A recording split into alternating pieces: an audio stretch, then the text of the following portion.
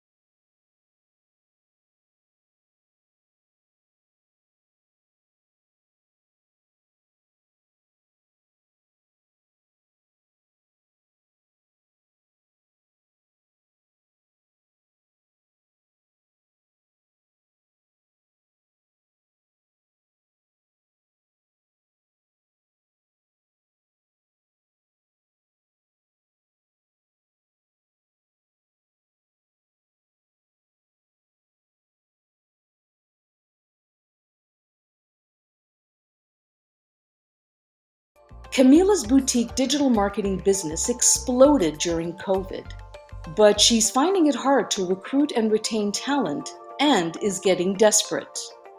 Normally, she would look for graduates from the digital marketing degree program she completed at a local university, but graduates are being hired faster than the university can produce them. Like many other businesses, she's starting to consider alternative sources of talent.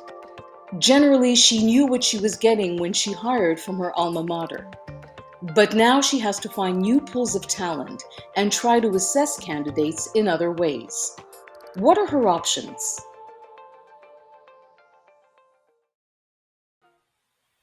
Welcome to our panel today to discuss digitization and the implications for skills in the workplace. I want to welcome all three guests today, starting with Darian Kovacs, who's the founding partner of Jelly Digital Marketing and PR agency, and senior educational administrator of Jelly Academy, one of my favorite organizations. Jelly Academy is a Canadian leader in current and future-focused training, rapid reskilling, micro-training, digital skills training, and is one of the longest running digital marketing micro-credential schools in Canada.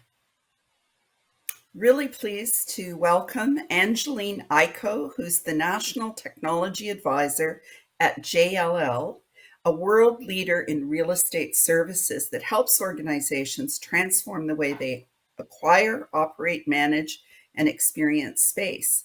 Angeline advises clients and prospects on technology solutions that enable strategic growth and has been working at the intersection of technology, strategy, and innovation for 15 years. Also joining us is Namir Anani, who is the president and CEO of the Information and Communications Technology Council. Digital transformation is driving global demand for technology skills. Namir, can you tell us a bit about ICTC's perspective on where the demand is? Yeah, certainly. So while deep technologies, skills, and occupations are becoming very important for the marketplace, whether it's data analytics, data scientists, machine learning, and AI, what we're seeing, an interesting trend, is that the need for different skills and different occupations like business development and business analysts, sales and marketing, they're becoming very critical to the job market of today and tomorrow. So important because it's not just about building new technologies, it's about fueling adoption. Just today, I went onto LinkedIn and looked up jobs in Canada under digital marketing. which is over 81,000 of those jobs. So I think because it is a form of a new collar employment, we all know about blue collar, we all know about white collar, but these new jobs that never existed, 5-10 years ago, social media coordinator, SEO manager, digital ads, kind of overseer, SEM manager, and all these acronyms and job titles, I think it can be intimidating and overwhelming. And so these jobs that are out there are approachable, but I think the term technology and the term, information technology can overwhelm people or intimidate them. And so trying to educate people that, man, you can literally create graphics using Canva and writing pieces for a brand, and that's a full-time career. Well, I see that, yes, indeed, these deep technical skills are required in order to address the demands and the challenges that we have. But what is also very important is coupling those skills with some of the soft side. So things like communications, genuine curiosity to build empathy for our stakeholders so we can better serve the folks that we are trying to help. And it's interesting, Angeline, because I think of you as a hybrid, someone who has both the technical skills and those softer skills or transversal skills. Can you talk a bit more about what that enables you to do? That's very kind of you, Wendy. What it enables me to do, having technical background as well as the soft skills, is being able to connect folks on both sides and being able to be that bridge in order for business folks and technical folks to work together in order to solve challenges. And Namir, how about you? Where do you see this playing out in the marketplace? Yeah, we're seeing through our own research, but also a large body of research out there, that the hybrid occupations that you referred to, in terms of business analysts and business development and sales and marketing, are becoming so critical and add to it critical for business evolution, but ultimately add to it the complementarity of what we talked about in terms of human-centric skills, adds a whole layer of sophistication in terms of meeting the business needs, because ultimately companies are about people. Hiring folks we're looking for is people that have gotten the credentials.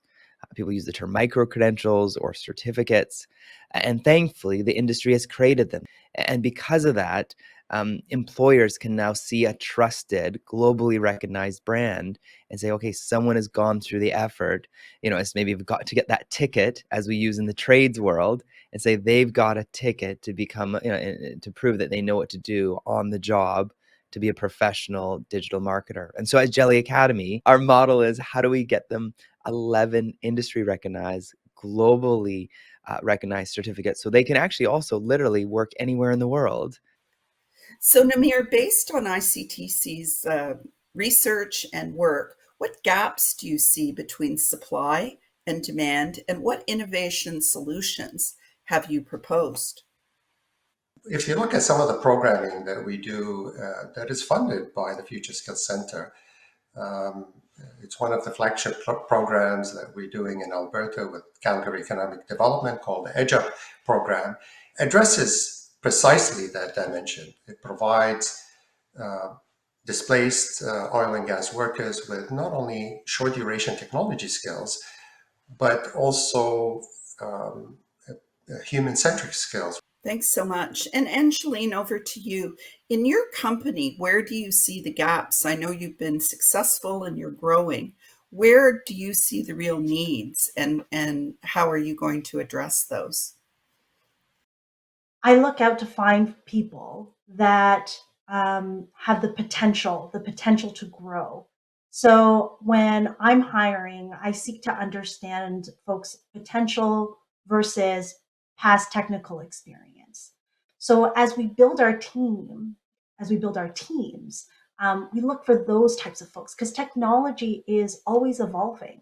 I talked to someone recently where they said, yeah, we literally copy and paste the job description maybe that we've used for the last 10 years. Whenever we post a job on Indeed or LinkedIn or on our website, and it says, must have a degree and must have this or this much years experience. And so hiring for this new collar world, it may not necessarily be a degree. They may have one, which is really nice, but it's more about the certificates and the specializations that they have. Angeline, I loved what you said about looking at people's potential and your orientation towards an asset-based approach, looking at what people can do as opposed to what they have done. Can you talk a little bit more about how you assess for that? I look for experiences like moving to a new country or learning a new language. The applicability of the skills needed to experience that sort of shift are invaluable to organizations. This is an ongoing issue. We know all labor market growth in Canada will come through immigration. We know that immigrants are better educated and in many ways better qualified than people born in Canada, and yet they remain underemployed. So what are some of the strategies to address that population? And similarly, when we think about the Indigenous population, Indigenous peoples are the fastest growing segment of the population. And yet again, we see gaps in terms of education and employment achievements. So tell us a bit about some of the strategies you think are important there. And again, I'll start with Namir. It's about how do we reskill and upskill this workforce to help them rejoin the marketplace, the employment space. So that involves, again, a component of short duration training with some employment support and work experience. And I think on the notion of the Indigenous youth being the highest growing demographics, this is an interesting dimension because I think we have to leverage this as an opportunity for the future, given that there is a talent pool and that the demand in the digital space outweighs the supply. We have to look at how do we develop that talent pool and make sure that they are contributing to the marketplace. So we've been focusing on three things at Jelly Academy and engaging and working with Indigenous students. Number one, we've made some really special, specific scholarships available for Indigenous students. Second thing that we've done is we have made sure that our instructors are also Indigenous. So we love the fact that our students can see someone who looks like them.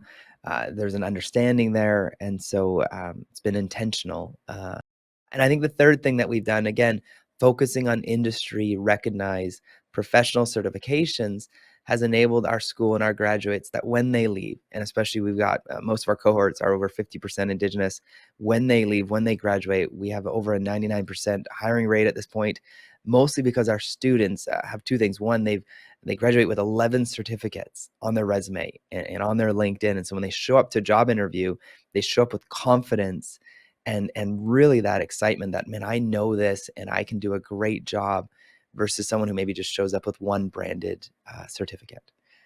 Second difference is they all get brand new hardware.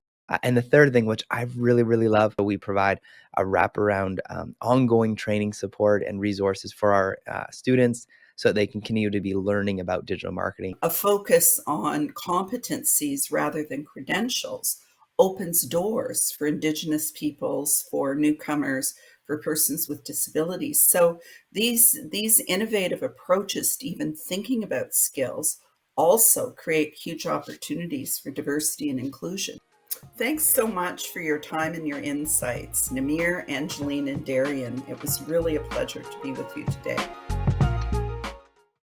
I want to take another moment to thank our generous partners without whom none of this is possible. Special shout out to our series presenting partner, CN.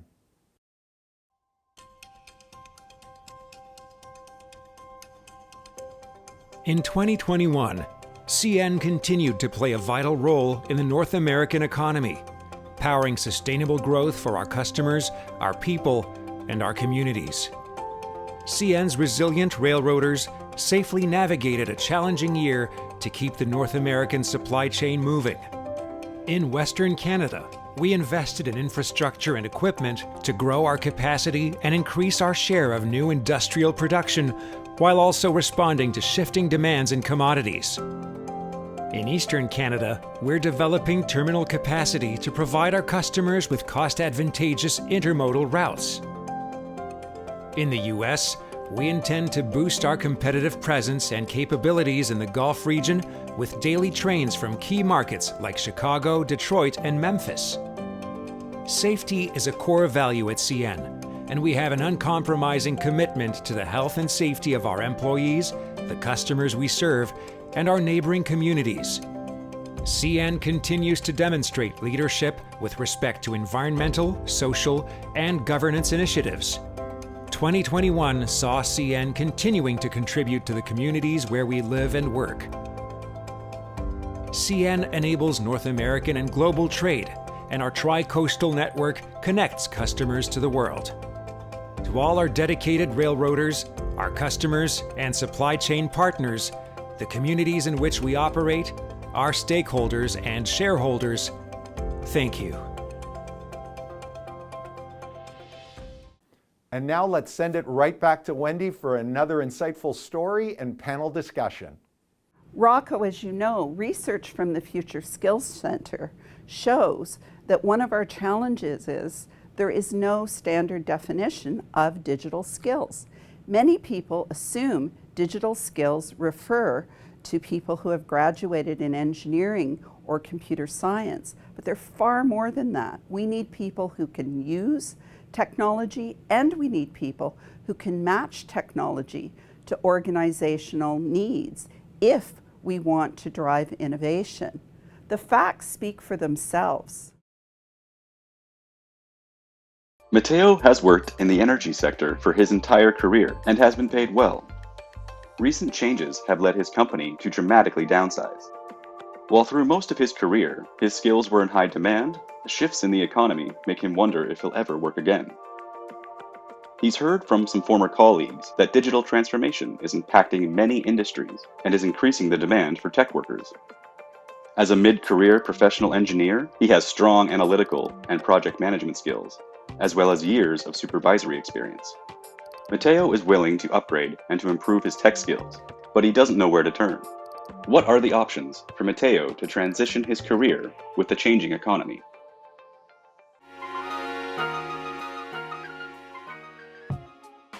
Welcome, everyone. It's great to be here to talk about the wonderful opportunities for innovative pathways to great jobs in digital skills. Before we get into our panel, I'd like everyone to introduce themselves, starting with you, Anthony. Thank you, Wendy. My name is Anthony Wingham. I'd like to start off by acknowledging that I'm coming from the traditional lands of the unceded territory of the Matski, Katzie, Kwantlen, and Semiahmoo First Nations. Along with many of our members today, we're all coming from great lands across this beautiful country. I was privileged to take the course Jelly Academy, and I've been able to grow my business New as Acres and Métis Print with the knowledge that I've gained from the course. Thank you so much. Over to you, John. Thanks, Wendy. My name is John Castanetto. I am a fourth-year BBA Marketing Management student at Kwantlen Polytechnic University. I had the privilege to take Jelly Academy, much like Anthony, and after taking the course, I was able to land my first full-time digital marketing role. Thanks. Diana. Hi, I'm Diana Wong-Doolan. I'm coming to you from Calgary, Alberta. My background is working as an oil and gas engineer and leader, and I made a mid-career pivot with the help of Edge Up and focused networking, and now I work as a software developer at Benevity. Thank you. Charlotte. Hi, my name is Charlotte Crawford. I did ADAPT in 2020, and I'm coming from Toronto. And I'm currently a senior content marketing specialist at a cybersecurity startup called Tugboat Logic. And Fallon. Hi, everyone. My name is Fallon Burnham, and I'm coming to you from St. John, New Brunswick. I have a nonprofit background, and I just finished an ADAPT cohort. I'm interviewing in digital marketing jobs. Thanks so much. So, Diana, tell us a bit more about the Edge Up program. Absolutely, Wendy. It's targeted at displaced oil and gas workers looking to make a transition into tech, and there are many streams. The ADAPT program is typically spread out over 8 or 9 weeks, and during that time, there's two approximately 3-hour workshops per week that are completed.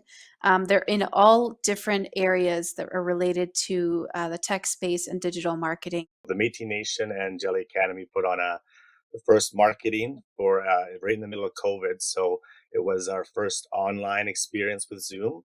And it was about I think a 7-week program that was the full picture. We went from, understanding what you're posting, understanding keywords, SEOs, and really gave me a foundation of what I needed to build on to be even seen in this new age industry. Thanks so much. So all of you kind of took a chance, participated in these innovative programs with an eye to shifting careers. Where did you end up? Kick us off, Diana. How did this enhance your skills? Edge Up was really great in terms of giving me the vocabulary to connect with prospective employers. Because prior to this, I had tried applying for tech roles, but deciphering all of the different job titles and descriptions of what they were doing on a day-to-day basis was really hard. So, John, I know you're still a full-time student, but tell us what Jelly Academy did for you. After, upgrading my skills, learning as much as I could through Jelly Academy, I was actually offered a full-time digital marketing role. Anthony. So I used the program to help get exposure for my business, New as Acres. And since taking the course and understanding about the keywords and Google Ads, we've been able to get into Hudson's Bay Company and really take, a pecan oil, which isn't even a known product, and be able to be one of the number one businesses in the category in Canada. So it's been exceptional for my career forward. And then I've also launched a passion project, métisprint.ca. And using all the stuff that I learned from Jelly Academy, I've actually had probably about 10 times the growth in the new business than the original one that I set up on my own before Jelly Academy. So it's been fantastic. Amazing. And entrepreneurship is one of the things that we often forget when we talk about digital skills, but of course it's absolutely fundamental. Charlotte, how about you? What happened with your career? It was really the one-on-one connections and relationships that I built with the staff at ADAPT that really gave me the confidence that I needed to move through the interview process, not only for my first marketing role outside of school, but then I even referred back to those notes and those learnings, for an interview for a more senior marketing position in cybersecurity. Fallon, it's early days, but what do you see as the benefits for you of the program? I think ADAPT was a really good way to kind of get a window into those types of jobs that are, it's not teacher, doctor, lawyer that they teach you about in high school or even in, career development in university or college. So I think that was that's what I liked about it. And that's where it's led me. One of the reasons why we're so passionate about finding alternative pathways into digital skills roles is they're highly paid, and currently various groups are underrepresented. For example, we know women tend not to be in engineering and computer science. We know that Indigenous peoples are underrepresented in digital roles. We know some racialized people, particularly, for example, those who are Black, tend not to be in STEM disciplines. And by exploring alternative pathways, we believe we can open up opportunities for diverse people, as well as addressing the skills gaps. So I wonder, Anthony, your program was co-sponsored with the Métis Nation. Perhaps you can talk a little bit about your perspective on how Jelly in particular creates opportunities for Indigenous peoples and what else needs to happen in the industry. Well, thank you, Wendy. Yeah, no, Jelly Marketing and Métis Nation did an outstanding job. We had a cohort of about 14 people, And since that cohort has graduated, that same cohort have been part of the TAP program, a part of other programs and launching businesses. So just this one program alone has given, 14 or 15 fellow Métis members just that courage of understanding when I learn a class or I approve in my life, I bring the full nation ahead with me. Thanks so much. And Charlotte, how about you? You went into arts and social sciences, and here you are now in a digital role. Tell us about that. But I do think that, often when it comes to underrepresentation of certain groups in these fields, we kind of overcomplicate the issue and think if we can do the right program or the right fireside chat or something like that will, fix the issue.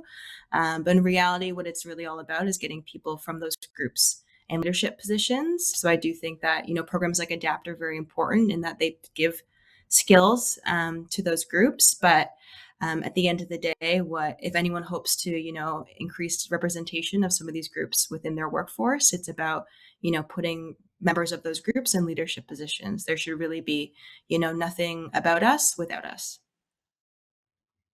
Wonderful point. And one of the things that the Future Skills Center has really addressed with the so-called skills gap is it's not just a supply issue. It's not just that people don't have the skills that are required. Employers are often looking for skills in all the wrong places and putting in place barriers and not celebrating the success of role models who will pull through others. So thank you for that. Final words of advice, and I mean words of advice for people who are considering a transition, a career change, to explore opportunities in the digital space, starting with you, Diane. So there's tons of growth and tons of opportunity, and you don't have to have an existing computer science or technical background to come and work in tech. There's so many areas, just like all of my co-panelists have shared of their backgrounds. As long as you have that mindset of like continually strive to learn new skills, like that, just that learning mindset, that growth mindset, you'll never regret investing in yourself.